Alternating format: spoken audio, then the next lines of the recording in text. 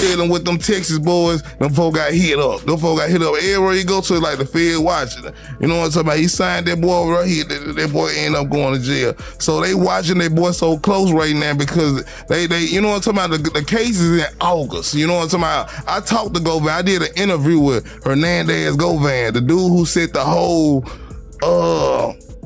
supposedly, you know what I'm saying, dog murder. Some stories in the music industry start quietly, almost like a whisper in a crowded room.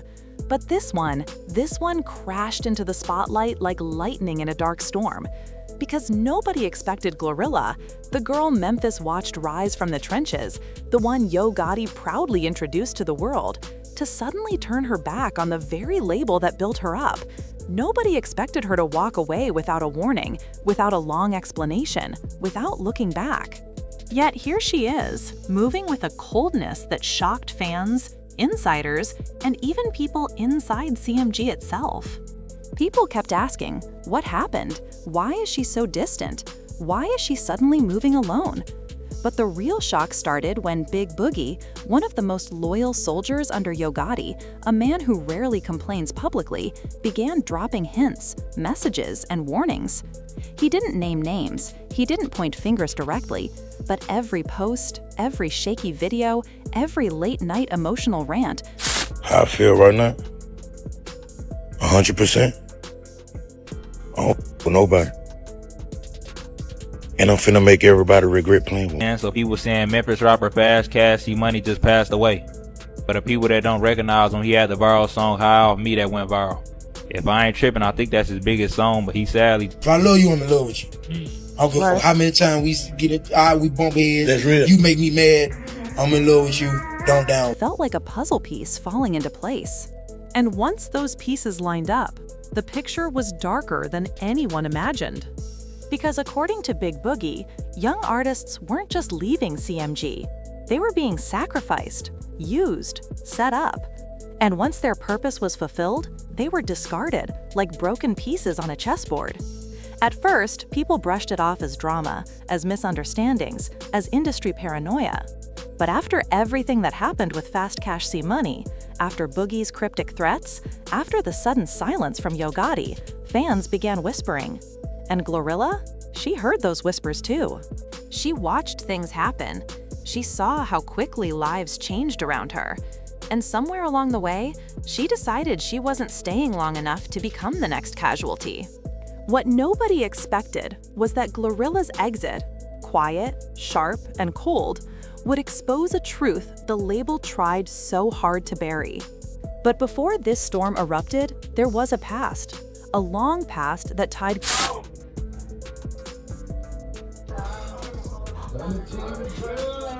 What happened, gang? They just said my got killed. Glorilla and Yo Gotti together like mentor and student, like family built on faith, loyalty, and hope. Glorilla didn't grow up imagining she'd one day be in private jets, high-class studios, and luxury shows. She came from the kind of struggle most people only hear about in music, real Memphis struggle, small rooms, tight money, heavy dreams. Her voice was raw, her ambition was real, and her determination was something you couldn't ignore.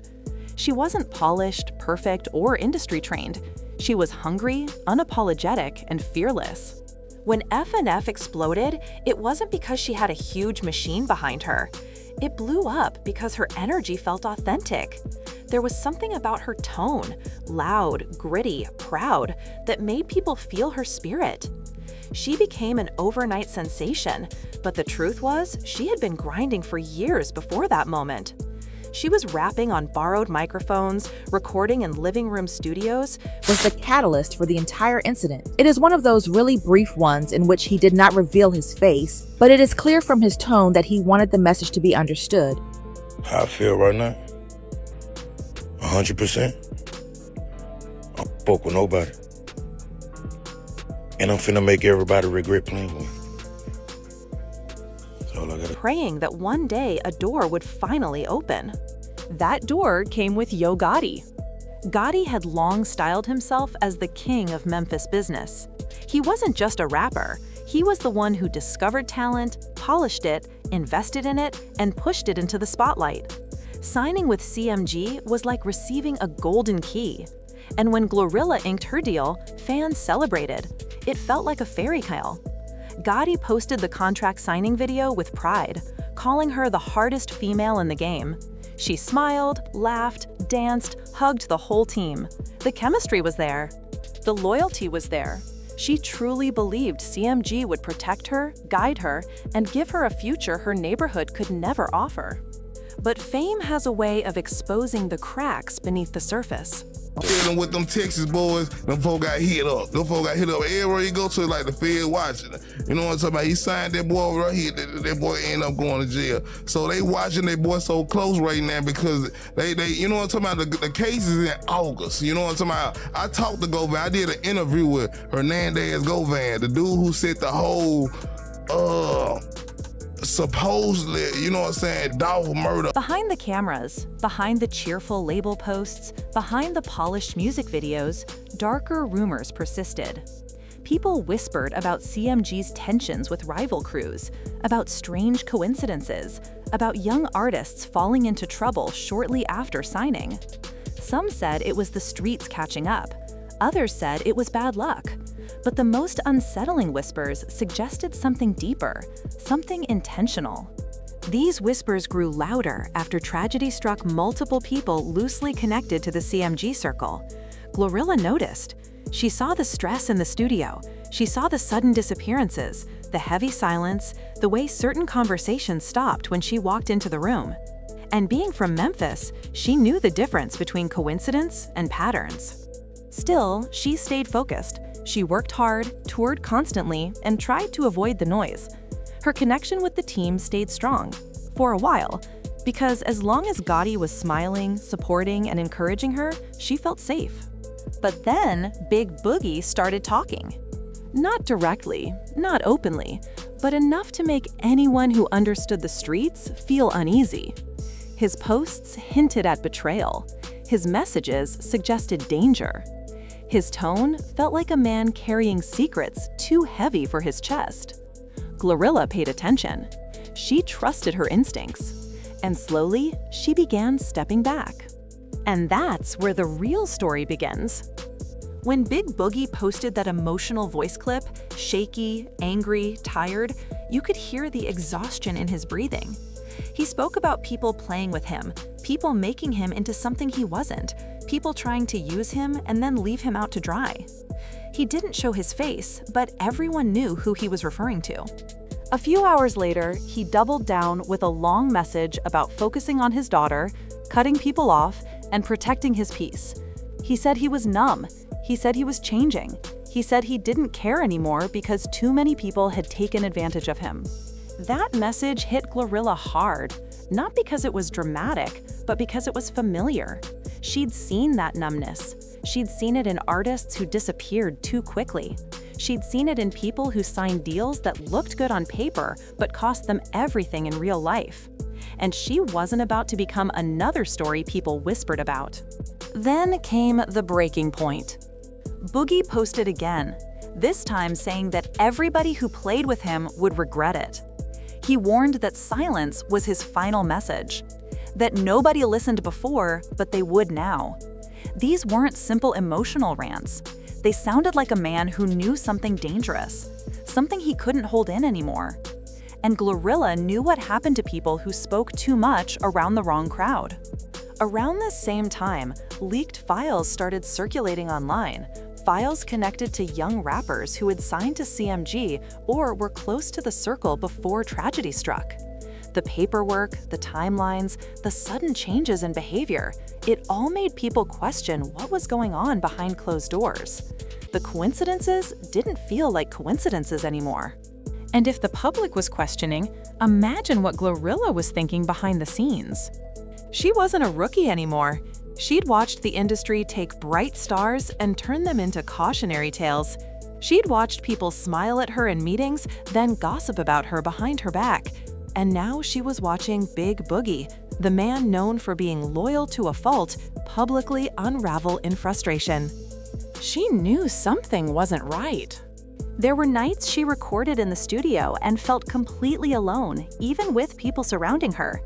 There were days she didn't recognize the team she once trusted. People walked differently, talked differently, looked at her differently. She could sense the tension every time she asked questions, every time she pushed for clarity, every time she demanded ownership of her music, her touring decisions, her brand. Then one day, without warning, Glorilla simply stopped appearing in CMG content. No joint appearances with Gotti.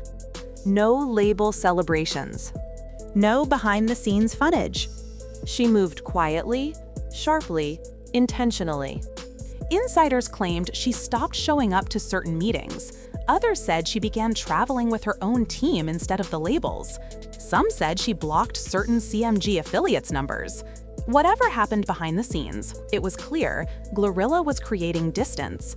The same distance Big Boogie kept warning about. The same distance young artists tried to create before their careers or their lives fell apart. And when fans finally noticed the shift, rumors exploded. They wondered if she was scared, if she felt betrayed, if she saw something she wasn't supposed to see, if she realized her future depended on leaving fast. But here's the twist. Glorilla didn't just drift away. She made a decision that left everyone stunned. She cut ties with Yo Gotti entirely. No statements, no thank you message, no tearful goodbye.